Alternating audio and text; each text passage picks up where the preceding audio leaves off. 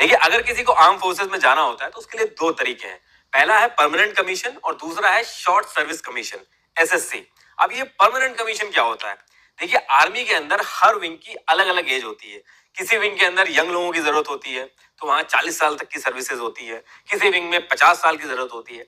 तो ऐसे करके हर विंग की अलग अलग एज होती है। परमानेंट कमीशन में अगर आप जाते हो तो जिस विंग में आप जाते हो उस पर्टिकुलर विंग की डिसाइडेड एज तक आपको जॉब करनी होगी। उसके बाद आप रिटायर हो गए और उसके बाद आपको एक एक्स सर्विस मैन के बेनिफिट मिलेंगे, जैसे कि पेंशन, ग्रेजुटी वगैरह। वहीं अगर एसएससी शॉर्ट सर्विस कमीशन में आपका होता है तो वहां पे आपको 10 साल तक जॉब करनी होगी, कुछ केसेस में एक्सटेंड होकर 14 साल तक हो जाती है। उसके बाद आप रिटायर हो जाओगे, लेकिन आपको कोई पेंशन वगैरह नहीं मिलेगी। देखिए, ये तो बात हो गई परमानेंट और शॉर्ट सर्विस कमीशन की, जिसको हमने बेनिफिट और रिटायरमेंट के बेसिस पे बांट दिया। आर्म फोर्सेस के अंदर आप किस रैंक पे जाओगे, इसके भी दो लेवल होते हैं। एक तो आप ऑफिसर रैंक पे एंट्री करते हो, जैसे लेफ्टिनेंट वगैरह। दूसरी एंट्री होती है जवान या फिर सिपाही के लेवल पे। इसके बाद आपके एक्सपीरियंसेस और एक्सपर्टीज के बेसिस पे आपका प्रमोशन होता है। तो देखिए, जो नई पॉलिसी आई है इसमें एक तरह से आप ये समझ लीजिए कि permanent commission, short service commission के साथ साथ एक चीज और जुड़ गई है, अग्निपथ। तो इससे पहले कि हम डिस्कस करें कि अग्निपथ है क्या चीज, एक चीज आप समझ लीजिए। जैसे मैंने आपको बताया कि दो लेवल पे एंट्री होती है आर्म फोर्सेस के अंदर, एक ऑफिसर रैंक पे, दूसरी जवान या फिर सिपाही के लेवल पे। तो जो ऑफिसर रैंक की भर्ती होती थी वो जैसे पहले हो रही थी बिल्कुल वैसे ही होती रहेगी, उसमें कोई चेंजेस नहीं है। तो ये सारा डिस्कशन चलेगा जवान यानी कि जो सैनिक लेवल पे है उनके ऊपर चलेगा। ये जो अग्निपथ स्कीम भी आई है ये सिर्फ सैनिकों यानी कि जो जवान है उनकी भर्ती के लिए आई है। अग्निपथ स्कीम का ऑफिसर रैंक की एंट्री से कोई लेना देना नहीं है, वो जैसे पहले चल रही थी वो वैसे ही चलती रहेगी। अब इसमें कुछ लोगों को ये भी लग रहा है कि पहले जो भर्ती चल रही थी वो एज इट इज चलती रहेगी, उसके साथ साथ में ये एक और स्कीम आ गई है अग्निपथ। तो देखिए, ऐसा बिल्कुल नहीं है। इंडियन एक्सप्रेस का एक आर्टिकल है, एक बार आप पढ़ लीजिएगा, इसमें क्लियरली मेंशन है कि ऑप्शनल नहीं है। अब अगर किसी को सैनिक लेवल, इस चीज पे ध्यान रखिएगा, सैनिक लेवल, ऑफिसर रैंक की बात नहीं कर रहा हूं मैं, सैनिक लेवल पे अगर किसी को फौज में जाना है तो उसको सिर्फ और सिर्फ एक ही तरीके से एंट्री मिलेगी, वो है अग्निपथ। अब इससे पहले कि अग्निपथ क्यों है, लोग क्यों इससे नाराज हैं, ये गलत है सही है, ये डिस्कस करें, पहले ये देख लेते हैं कि अग्निपथ स्कीम है क्या। देखिए, जिसकी एज 17.5 से 21 साल के बीच में है और वो 10th या 12th पास है, वो इस अग्निपथ स्कीम में अप्लाई कर सकता है। और इसमें सेम वही रिक्रूटमेंट प्रोसेस फॉलो होगा जो इससे पहले होता था। सेम वही फिजिकल, मेडिकल एग्जाम, एक एक चीज सेम होगी। रिक्रूटमेंट प्रोसेस में कुछ भी चेंज नहीं होगा। जैसे पहले अवार्ड्स और रिवॉर्ड्स मिलते थे, परमवीर चक्र वगैरह, एक एक चीज सेम रहेगी। अभी फीमेल्स के लिए ओपनिंग नहीं है, लेकिन बोला गया है कि आगे चल के ओपनिंग हो जाएगी फीमेल्स के लिए भी। आज से 90 दिन बाद रिक्रूटमेंट स्टार्ट हो जाएगा, जिसमें 46,000 जवानों को भर्ती किया जाएगा। पहले जो सैलरी मिलती थी उससे ज्यादा सैलरी मिलेगी। इससे पहले जो सैलरी मिलती थी वो शुरू के 4 साल 21,700 मिलती थी, लेकिन अग्निपथ स्कीम में हर साल बढ़ेगी। पहले साल में 30,000, दूसरे साल में 33,000, तीसरे साल में 36,500 और चौथे साल में 40,000 मिलेगी। ये जो सैलरी है ये अग्निवीरों को इन हैंड सैलरी कम मिलेगी, क्योंकि इस सैलरी में जो 30% है वो अग्निवीर फंड में जाएगा और इतने ही पैसे गवर्नमेंट भी अग्निवीर फंड में जमा करेगी, जैसे कि पीएफ में होता है, सेम वैसी ही चीज होगी। उसके बाद लास्ट में आपको मिलेंगे 11,71,000 रुपीज, ताकि आप जब 4 साल के बाद रिटायर हो फौज से तो आपके हाथ में कुछ पैसा हो। और ये जो फंड है आपका, इसके अगेंस्ट में आप चाहो तो 18 लाख तक का लोन भी ले सकते हो और 48 लाख का इंश्योरेंस भी मिलेगा जब तक आप अग्निवीर हो या फिर सर्विस में हो जब तक आप। देखिए, इसमें जो आपका टेन्योर होगा वो सिर्फ 4 साल का होगा। उसके बाद 25% अग्निवीरों को आर्मी में लिया जाएगा, बाकी जो 75% बचेंगे उनको घर जाना होगा। इस पूरे 4 साल में 3 साल स्किल बेस्ड बैचलर डिग्री का भी अरेंजमेंट किया गया है। इसमें आर्मी, नेवी और एयरफोर्स का इग्नू के साथ एक एमओयू साइन होगा, जिसमें अग्निवीर बैचलर डिग्री के लिए एनरोल कर सकेंगे। इसमें कई एंट्री और एग्जिट ऑप्शंस मिलेंगे पहले साल में आपको। पहले साल पे सर्टिफिकेट, दूसरे साल पे डिप्लोमा, तीसरे साल पे डिग्री मिलेगी। इसमें 50% मार्क्स जो आप टेक्निकल और नॉन टेक्निकल स्किल सीखोगे उसके होंगे, बाकी 50% marks economics, history, political science, ये सब सब्जेक्ट्स के होंगे, जो आप क्रेडिट सिस्टम से, यूनिवर्सिटी से भी अवेल कर सकते हो। तो पढ़ाई की जो दिक्कत है वो भी नहीं होगी। अब देखिए, पॉलिसी तो बहुत अच्छी लग रही है, पैसा पहले से ज्यादा है, लोन मिल रहा है, जो इतने टाइम से भर्ती रुकी हुई थी अब 46,000 वैकेंसी आ गई है, एग्जिट होने पे 11 लाख का अमाउंट भी मिल रहा है, और जो लोग पिछले 2 साल से वेट कर रहे थे उनके लिए 23 साल की एज कर दी गई है। इसको ये मत समझिएगा कि हर किसी की एज 23 साल कर दी गई है। जो पहला बैच है उसके लिए 2 साल एज बढ़ाई गई है, बाकी जो एज लिमिट है वो 17.5 से 21 साल की है। और इसमें यह भी कहा जा रहा है कि क्योंकि जब आप यहाँ से निकलोगे तो आप ज्यादा डिसिप्लिन रहोगे, एक्सपीरियंस रहेगा आपके पास, तो जब आप यहाँ से निकल के सोसाइटी में जाओगे तो जॉब्स में भी आपको प्रेफरेंसेस मिलेंगी। पुलिस, सीएपीएफ, असम राइफल्स में भी प्रेफरेंस मिलेगी। अभी गवर्नमेंट ने यह भी अनाउंस किया है कि 10% का रिजर्वेशन भी मिलेगा आपको। अब आप कहोगे पहले ज्यादा सैलरी है, सारी चीजें अच्छी हैं, बेनिफिट भी मिल रहे हैं, तो लोग प्रोटेस्ट क्यों कर रहे हैं? तो देखिए, जितना सिंपल दिख रहा है इतना सिंपल है नहीं। पहली चीज मेडिकल बेनिफिट जो जवान और उसकी फैमिली को मिलते थे वो अब नहीं मिलेंगे। पेंशन नहीं मिलेगी, ग्रेचुटी नहीं मिलेगी। ये जो 11 लाख मिल रहे हैं ये वन टाइम अमाउंट है। अगर आप इसको कंपेयर करोगे मेडिकल और बाकी बेनिफिट से तो काफी कम है ये। दूसरी चीज, अगर किसी वजह से अग्निवीर की जान जाती है तो जो बेनिफिट मिल रहे हैं वो सेम नहीं है जो एक रेगुलर आर्मी के जवान को मिलते हैं। रेगुलर सोल्जर जब शहीद होता है तो उसकी फैमिली को भी लाइफ टाइम बेनिफिट मिलते हैं। जो एक तरह का क्लास डिफरेंस हम बाकी के गवर्नमेंट डिपार्टमेंट में देखते हैं जो एडहॉक और कॉन्ट्रैक्ट बेस्ड एम्प्लॉय और परमानेंट एम्प्लॉय में होता है, कुछ उसी तरीके का सिस्टम यहाँ भी इंट्रोड्यूस हो गया है। इस पूरी सिचुएशन में ऐसा नहीं लग रहा कि आर्मी की भर्ती हो रही है, ऐसा लग रहा है कि 4 साल का ट्रेनिंग प्रोग्राम होगा, उसके बाद डिसाइड होगा कि लाइफ में होगा क्या। पहले जैसे गांव में फौज में नौकरी मिलते ही शादी फिक्स कर दी जाती थी, एक जवान और उसके घर वाले अपने आप को सिक्योर और सेटल्ड फील करते थे। अब वो चीज नहीं हो पाएगी। अब लड़की का बाप भी वेट करेगा कि देख लो पहले 25% में नंबर आता है कि नहीं। आप एसएससी शॉर्ट सर्विस कमीशन का एग्जांपल देके अग्निपथ से कंपेयर कर सकते हो, लेकिन एसएससी में काफी टाइम मिलता है, 10 से 14 साल तक का टाइम मिलता है, और वो भी एक फेयर स्कीम नहीं है एक सोल्जर के लिए। अगर वो फेयर होती इतनी तो पेंशन को लेके कोर्टों में इतने केस नहीं चल रहे होते एसएससी वालों के। एक जो गवर्नमेंट का चपरासी होता है उसका भी जो रिटायरमेंट प्लान है वो अग्निवीरों से ज्यादा अच्छा है। रेगुलर भर्ती जो होती है अगर उसके साथ साथ ये उसके पैरेलल में स्कीम आई होती है तो बहुत ही अच्छा गिफ्ट होता हर किसी के लिए, लेकिन ऐसा है नहीं। देखिए कई महीने पहले से इस स्कीम के बारे में बात हो रही है और जो पॉलिसी मेकर्स हैं उनको बहुत अच्छे से पता था कि जैसे ही पॉलिसी आएगी सबसे बड़ा क्वेश्चन यही होगा कि पहले जो भर्तियां हो रही थी उसके साथ साथ ये स्कीम चलेगी या फिर ये अलग से चलेगी। लेकिन पूरी मीडिया ब्रीफिंग में जब इस चीज को इंट्रोड्यूस किया गया, पूरी मीडिया ब्रीफिंग में इस क्वेश्चन से बचा गया, इसका जिक्र तक नहीं हुआ। जबकि एक दिन पहले यह जरूर बता दिया गया कि 18 महीने में 10 लाख जॉब्स मिलेंगी, ताकि लोग कंफ्यूज ना हो जाएं अग्निपथ स्कीम और बाकी जॉब्स ओपनिंग में। इतनी समझ है इनमें, एक दिन पहले ही बता दी ये चीज। लेकिन आप 100 बार इनके स्पोक्स पर्सन से पूछ लो कि पुरानी भर्ती जो थी वो एज इट इज चलती रहेंगी, ये जो अग्निपथ स्कीम है ये पैरेलल में आई है, आपको गोलमोल जवाब मिलेंगे। आधे लोग अभी भी ये समझते हैं कि पैरेलल में आई है, जो पुरानी भर्ती वो एज इट इज चलती रहेंगी, जबकि ऐसा नहीं है। एक भर्ती रैली होती है जिसमें फिजिकल टेस्ट होता है, काफी टफ होता है वो। उस भर्ती रैली के लिए गांव में लड़के 4-4 साल तक दौड़ते हैं, रोज मेहनत करते हैं। अभी एक वीडियो वायरल हुआ था जिसमें मैकडी में काम करने वाला लड़का भाग रहा था रात में, वो उसी भर्ती के लिए दौड़ रहा था जो पिछले 2 साल से बंद है। और अब ये अग्निपथ आने के बाद वो भर्ती सिर्फ 4 साल की बची है। लोग 4-4 5-5 साल मेहनत करते हैं, सिर्फ 4 साल आर्मी में रहने के लिए नहीं करते हैं वो। ये जो 30 से 40 लाख लोग रोज दिन रात ट्रेनिंग कर रहे थे, 2 साल का वेट कर रहे थे कि ओपनिंग आएगी तो उनकी भर्ती होगी, ये उनके लिए बहुत बड़ा सरप्राइज है। आप सोच के देखिए एक बार, ये जो अग्निपथ स्कीम के जो बेनिफिट है, ये सरकार पहले जो रिक्रूटमेंट करती थी उसमें कुछ चेंजेस करके भी कर सकती थी। और ये जो यंगस्टर को डिसिप्लिन में लाना और एम्प्लॉयबल बनाने वाली बात है, ये चीज तो एनसीसी और टेरिटोरियल आर्मी में भी करी जा सकती थी, इंप्लीमेंट किया जा सकता था इसको, लेकिन ऐसा नहीं किया गया क्योंकि इसके पीछे काफी चीजें हैं वो हम डिस्कस करते हैं। देखिए जो सारी चीजें इस तरीके से इंप्लीमेंट की गई है, इसके पीछे 2 रीजन है। एक है डिफेंस में मैन पावर का एक्सपेंस, दूसरा है एवरेज एज आर्मी की। तो पहले मैन पावर का जो एक्सपेंस है वो डिस्कस करते हैं। जो ओवरऑल डिफेंस का बजट है वो है 5,25,000 करोड़, 5.25 ट्रिलियन, जिसमें से 1.19 ट्रिलियन यानी कि 1,19,000 करोड़ पेंशन में जाता है, सेम इतना ही सैलरी में जाता है, और इसके बाद फूड और बाकी चीजों में जाता है। अभी कोई आर्मी में 40 साल अगर सर्विस देता है तो सर्विस पूरी होने के बाद 40 साल तक उसको पेंशन मिलती है। पूरे डिफेंस बजट में से 3 लाख करोड़ से ज्यादा इन एक्सपेंसेस में जाता है, और जो वेपन मॉडर्नाइजेशन, नए वेपन ऐड करना, नई टेक्नोलॉजी इंप्लीमेंट करना, इन सब के लिए बहुत ही कम पैसा बचता है। इसको एक एग्जांपल से समझते हैं, चाहे यूएस हो, रशिया हो, इन सब से हमारी आर्मी मैन पावर में काफी ज्यादा है, 14 लाख से भी ज्यादा है मैन पावर है हमारे पास।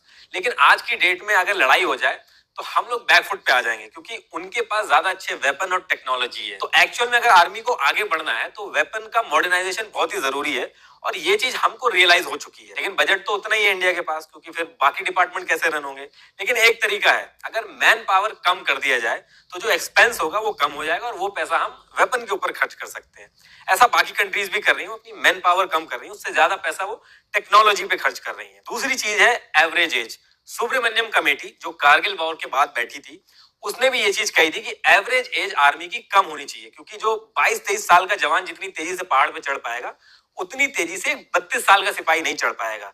तो जो रेशियो है वो 1/1 का होना चाहिए, मतलब कि यंग और सीनियर का कॉम्बिनेशन होना चाहिए 50-50% का। अभी जो एवरेज एज है आर्मी की वो 32 ईयर्स है। डिफेंस काफी टाइम से इस पे काम कर रहा है कि आर्मी की जो एवरेज एज है वो कम हो जाए, और इंडिया एक यंग कंट्री है, यहाँ पे यूथ ज्यादा है, तो अगर एक सही पॉलिसी इंप्लीमेंट कर दी जाए तो बड़ी आसानी से अचीव हो सकता है। तो ये जो एवरेज एज है आर्मी की और ये जो मैन पावर पे जो इतना एक्सपेंस हो रहा है, इन दोनों चीजों का सोल्यूशन है अग्निपथ स्कीम। देखिए हर साल 60,000 के करीब आर्मी से रिटायर होते हैं, और हर साल अलग अलग रेजिमेंट में इतने ही हायर होते हैं। 1,65,000 रिक्रूटमेंट हुए थे 2017, 18 और 19 इन 3 सालों में। उसके बाद से रिक्रूटमेंट बंद हो गई और ये मैं खुद नहीं बोल रहा हूँ, ये डिटेल श्रीपद नायक जी ने लोकसभा में बताई थी। 2019 से लेके आज तक उसके बाद रिक्रूटमेंट बंद है। इसका मतलब कि 1,65,000 और अभी तक ज्वाइन हो जाने चाहिए थे, लेकिन नहीं हुए। मतलब कि 1,65,000 लोगों की शॉर्टेज है हमारी आर्म फोर्सेस में, और 2 साल से हायरिंग बंद है, तो जो एवरेज एज है वो भी और बढ़ गई होगी। और जब इनसे पूछा जाता है कि 3 साल भर्ती क्यों नहीं हुई, ये हायरिंग रुकी क्यों रही, तो ये रीजन दिया जाता है कि कोविड की वजह से नहीं हुई। हालांकि जब इलेक्शन होते हैं, रैलियां होती हैं, ये सारी कोई भी चीज नहीं रुकी, लेकिन अगर जवान इकट्ठे हो जाते रिक्रूटमेंट के लिए तो वो दिक्कत हो जाती। अब देखिए अग्निपथ स्कीम आ चुकी है। 1,65,000 जो आर्मी मैन है उनकी शॉर्टेज ऑलरेडी थी। अग्निपथ स्कीम आ जाने से शॉर्टेज पूरी हो जानी चाहिए, लेकिन शॉर्टेज पूरी नहीं होगी बल्कि आर्मी कम होगी। अभी आपको समझ में आ जाएगा कैसे। अग्निपथ स्कीम में 46,000 भर्ती आई है।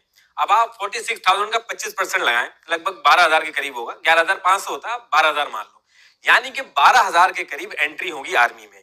जो पहले 60,000 हर साल होती थी, अब 12,000 होंगी। और ये जो मैथ्स है, ये ऐसा नहीं है कि जिसने स्कीम बनाई है उसको पता नहीं थी, उसको बहुत अच्छे से पता थी। लेकिन जब आर्मी में मैन पावर कम करना ही टारगेट है, तो दिक्कत किस बात की है। ऐसा कर करके 10 से 15 साल में कम मैन पावर, ज्यादा वेपन और बिना पेंशन वाली आर्मी खड़ी हो जाएगी। अगर यही चीज डायरेक्ट की जाती तो बहुत ज्यादा दिक्कत होती। ये जो करोड़पति एमपी एमएलए आजीवन पेंशन उठाते हैं, कुछ एमपी तो जो एमएलए बनते हैं बाद में, वो 2-2 बार पेंशन उठाते हैं। उनके लिए अगर इस लेवल की स्ट्रेटेजी बनाई गई होती या स्कीम लाई गई होती तो बहुत ज्यादा अच्छा रहता। एक चीज और इसमें कि इस पर्टिकुलर एज में लोग अनमैरिड रहेंगे। 17.5 से 21 प्लस 4 25, तो 17.5 से 25 साल की उम्र में लोग अनमैरिड रहेंगे। और जब 4 साल कंप्लीट करके निकलेंगे, उसके बाद कोई लायबिलिटी नहीं है गवर्नमेंट की इस स्कीम के हिसाब से। जो फैमिली के बेनिफिट मिलते हैं, मेडिकल बेनिफिट, बाकी जितने भी बेनिफिट होते हैं, इससे भी कॉस्टिंग कम होगी। तो इससे अच्छी बात क्या हो सकती है पॉलिसी मेकर्स के लिए, कि दोनों हाथ घी में और मुंह कढ़ाई में। लेकिन एक्सपर्ट्स के हिसाब से जिस मोटिव से इसको इंप्लीमेंट कर रही है सरकार, वो भी उतना परफेक्ट नहीं है। एक जवान को ट्रेन करने में करीब 80 से 90 लाख रुपए का खर्चा आता है। अगर इन जनरल इसको 1 करोड़ मान लो समझाने के लिए, तो पहले इतना पैसा जब एक जवान पे लगता था, तो वो जवान करीब 40 साल तक आर्मी सर्व करता था। लेकिन अब ये जो अग्निवीर आप ट्रेन करोगे, इनकी ट्रेनिंग और एग्जाम में पैसा उतना ही लगेगा, लेकिन आप इनसे सर्विस सिर्फ 4 साल की ही ले पाओगे। इतना पैसा लगा के आप 4 साल बाद उसको सोसाइटी में छोड़ दोगे। मतलब कि आपको अगर एक 40 साल की सर्विस लेनी है, तो उसके लिए आपको 10 अग्निवीर लगेंगे, जो पहले 1 लगते थे। तो देखा जाए तो ये भी एक नुकसान है। देखिए जो स्कीम है, ये अभी भी एक अच्छी स्कीम बन सकती है। इसमें बस आपको इतना करना है कि इतना पैसा लगा के जो आपने जवान ट्रेन किए, इनको 4 साल बाद सोसाइटी में छोड़ने की बजाय कहीं पे आप यूज कर लो इनको। आप इनको सीएपीएफ, बीएसएफ, आईटीबीपी में यूज कर लो, कोई बुरा नहीं मानेगा। सब आपके इस फैसले को वेलकम करेंगे और आपका भी मोटिव पूरा हो जाएगा और लोग भी खुश हो जाएंगे। देखिए गवर्नमेंट की इंटेंशन पे डाउट नहीं है। ऐसा नहीं है कि गवर्नमेंट कोई साजिश कर रही है। आई एम श्योर गवर्नमेंट ने बहुत ही सोच समझ के लिमिटेड बजट को कैसे अच्छे से यूज किया जाए, उसी डायरेक्शन में कदम उठाया होगा। इनफैक्ट कम से कम सोचा तो सही कि इंडिया के अंदर डिफेंस रिफॉर्म की जरूरत है। जो बाकी गवर्नमेंट थी वो कभी हाथ नहीं डालती थी लोगों की नाराजगी की वजह से कम इस गवर्नमेंट ने ये कदम तो उठाया। लेकिन ये आपको मानना पड़ेगा कि एग्जीक्यूशन में इशू है, इसीलिए लोग इतना सवाल उठा रहे हैं। बस इन 4 साल के बाद जो आप इनको सोसाइटी में छोड़ रहे हैं, इसके बाद इनको आप कहीं यूटिलाइज कर लीजिए, तो भी लोग आपके एफर्ट्स को अप्रिशिएट करेंगे। ये जो एक पैटर्न है ना, कि कोई अच्छी स्कीम दिखी उसको तुरंत लागू कर दो बिना कोई पायलट प्रोजेक्ट के, ये गलत है। असल बात यह है कि इसमें और डिस्कशन और सोच और विचार की जरूरत थी। आप कह रहे हो कि बहुत ही सोच समझ के डिसीजन लिया गया, लोगों से पूछ के ये फैसले लिए गए, लेकिन अगर ऐसा होता तो 4-5 दिन के अंदर 2-2 बार चेंजेस नहीं होते। कभी एज को लेके, कभी 10% रिजर्वेशन को लेके। अगर आर्मी, नेवी, एयरफोर्स, इनके जो हेड है, इनकी बात अगर आप अलग रख दो, तो उनके नीचे आप देखोगे, आप नोटिस करोगे कि जितने भी रिटायर, सर्विंग, मेजर और जनरल्स हैं, सब कह रहे हैं कि इसमें इंप्रूवमेंट की जरूरत है। मेजर जनरल जीडी बख्शी जी, मेजर गौरव आर्य सर, ये सब थ्रू आउट आपकी पॉलिसी को सपोर्ट करते आए। लेकिन इनके आप ट्वीट उठा के देखोगे, ये सब कह रहे हैं कि इंप्रूवमेंट की जरूरत है। और इन सबको भी अगर आप छोड़ दो, जनरल वीके सिंह, इनसे कई बार पूछा गया, इन्होंने बोला कि पॉलिसी बनते टाइम ये इन्वॉल्व नहीं थे। जबकि इतने एक्सपीरियंस है, 1-2 फायदे तो ऐसे ही चलते फिरते गिनवा सकते थे, लेकिन इन्होंने नहीं गिनवाए। क्योंकि फौजी भले ही नेता बन जाए, लेकिन वो फौज के फायदे और नुकसान बहुत ही अच्छे से समझता है। देखिए मीडिया में कई लोग हैं इस चीज को बोल रहे हैं कि 21 से 22 लाख तक मिल रहे हैं 4 साल के अंदर, और क्या चाहिए। फिर इस पैसे को कॉर्पोरेट जॉब से कंपेयर कर रहे हैं। देखिए आर्मी को एक कॉर्पोरेट जॉब से कंपेयर करना बहुत ही गलत चीज है। आर्मी इंसान इसलिए ज्वाइन करता है क्योंकि एक जज्बे की बात होती है। वो अपनी जान हथेली पे लेकर देश की सेवा करने निकलता है। ये कोई मजाक की बात नहीं है। आप बताओ, आप भेज दोगे अपने बच्चे को या फिर अपने छोटे भाई को 20 से 21 लाख रुपए के लिए गोली खाने के लिए? आप नहीं भेजोगे। जब एक जवान अपनी जान हाथ में लेके देश की सेवा करने निकलता है तो उसको बस इतना ही चाहिए कि उसकी फैमिली सिक्योर रहे, जो बेनिफिट है उसकी फैमिली को मिल जाए। उसको 4 साल के बाद अगर प्रोग्रामिंग सीख के कॉर्पोरेट में जॉब ही करनी होगी तो वो शुरू से ही प्रोग्रामिंग की ट्रेनिंग लेगा, वो क्यों इतना सब कुछ करेगा। 4 साल बाद अगर किसी जवान को अपना बंदोबस्त देखना होगा तो आप उससे उस लेवल की मोटिवेशन एक्सपेक्ट नहीं कर सकते जो एक रेगुलर जवान में होती है। आर्मी में बॉन्डिंग बहुत इंपॉर्टेंट चीज होती है। चौथे साल में वो अपने बैचमेट को एक कंपटीशन समझेगा कि 25% में मेरा ही नंबर आ जाए। एक फुल्ली ट्रेन जो कॉम्बैट रेडी सोल्जर्स होते हैं उनको 7 से 8 साल लग जाते हैं। आप 4 साल की ट्रेनिंग देके S-400 ऑपरेट नहीं करवा पाओगे उनसे। हालांकि लोग अभी भी फॉर्म भरेंगे, एग्जाम देने जाएंगे, हर किसी को ये चीज पता है, तभी ये स्कीम आई है कि इंडिया जहां पे जॉब की इतनी दिक्कत है वहां 2 साल भी आप अगर कर दोगे तो लाखों में फॉर्म भरे जाएंगे। लेकिन इसे जॉब देना नहीं कहते हैं, फिर इसे मजबूरी का फायदा उठाना कहते हैं। आप कह रहे हो कि यहाँ से 4 साल के बाद जब वो निकलेगा तो बहुत ही डिसिप्लिन्ड होगा, उसके रिज्यूमे में वेट होगा। देखिए आज से पहले जितने भी एसएससी से रिटायर होकर निकले हैं उनको कहाँ जॉब मिली और कितनी जॉब मिल गई है। अपने आसपास आप देखेंगे तो बैंक में सिक्योरिटी गार्ड लगे हुए हैं, किसी कंपनी में गार्ड बने हुए हैं। चलो इसके काउंटर में आप ये भी कह सकते हो कि एसएससी के कंपैरेटिवली अग्निवीर और ज्यादा यंग होंगे, इनके पास ज्यादा टाइम होगा दोबारा अपनी लाइफ शुरू करने के लिए। देखिए कॉर्पोरेट वर्ल्ड में अगर डिसिप्लिन से जॉब मिलती तो जो ये रिटायर एसएससी के जवान है इनको बैंक के बाहर एज अ गार्ड नहीं खड़ा होना पड़ता। जॉब मिलती है स्किल के बेसिस पे। चलो 15% में टेक्निकल मान लूं, अगर उसके बाद भी 80 से 85% जो 4 साल के बाद निकलेंगे वो डॉटनेट और जावा की स्किल सीख के नहीं निकलेंगे। ये लोग वेपन चलाने में माहिर होंगे। और जब ये लोग 4 साल के बाद इंटरव्यू में बैठेंगे तो सबसे पहला क्वेश्चन वही टिपिकल कॉर्पोरेट वाला ही होगा इनसे कि आप वहां पे रिजेक्ट किस वजह से हुए, क्यों आप 25% में नहीं पहुंच पाए। कुछ लोग ये भी कह रहे हैं कि 30 से 40 हजार जो अग्निवीर हैं वेपन में ट्रेंड होंगे, जब चौथे साल में रिजेक्ट होकर सोसाइटी में वापस आएंगे तो गलत एक्टिविटी करेंगे। देखिए ऐसा बिल्कुल नहीं है। कोई भी आदमी अगर एक दिन के लिए भी आर्मी की ट्रेनिंग में जाता है या आर्मी में जाने की भी सोचता है तो कभी ऐसा काम नहीं कर सकता। ये सब बेकार की बात है। देखिए लास्ट में एक चीज और कहना चाहूंगा, ये जो लोग दंगे कर रहे हैं, ट्रेन जला रहे हैं, पब्लिक प्रॉपर्टी का नुकसान कर रहे हैं, ये वही लोग हैं जिनका कभी जिंदगी में आर्मी में नहीं हो पाएगा, क्योंकि तैयारी तो इन लोगों ने कुछ करी नहीं थी, बस ये स्कीम का नाम सुना और दंगे करने आ गए। जिन लोगों में देश के लिए जज्बा है, जिन्होंने सच में मेहनत करी एग्जाम के लिए, वो देश की प्रॉपर्टी को कभी नुकसान नहीं पहुंचा सकते। अभी भी इस अग्निपथ के एग्जाम के लिए वो लोग जाएंगे और एग्जाम देंगे और निकालेंगे भी। 4 साल की जगह आप 2 साल भी कर दोगे तो भी वो लोग जाके एग्जाम देके आएंगे। और लॉजिकली भी आप सोचो, ये जो ट्रेन आप जला रहे हो, ये जो पब्लिक प्रॉपर्टी आप जो डैमेज कर रहे हो, ये कोई नेता अपने घर से पूरा नहीं करेगा। ये जो नुकसान हो रहा है ये आपका और हमारा ही हो रहा है। देखिए कोई भी अथॉरिटी हो उसको डर लगता है पीसफुल प्रोटेस्ट से। जब आप कोई वॉयलेंस करते हो या फिर पब्लिक प्रॉपर्टी को डैमेज करते हो, ये एक मौका मिल जाता है अथॉरिटी को सबको एक तराजू में तोल के मारने का और पीटने का। कहीं भी भीड़ इकट्ठी हो उसको मार के भगा दो। ठीक है, पीसफुल तरीके से आप अपनी बात रखो। अगर पीसफुल तरीके से आप अपनी बात रख रहे हो, आपके साथ कुछ गलत हो रहा है तो अपोजिशन बाहें फैला के आपका इंतजार कर रहा है। आप उनसे जाइए, उनको अपनी शिकायत करिए, वो आपकी मदद करेंगे। अपोजिशन के पास वैसे साल 6 महीने में 1-2 मौके आते हैं, उनकी पावर का यूज करिए और पीसफुली अपनी बात रखिए।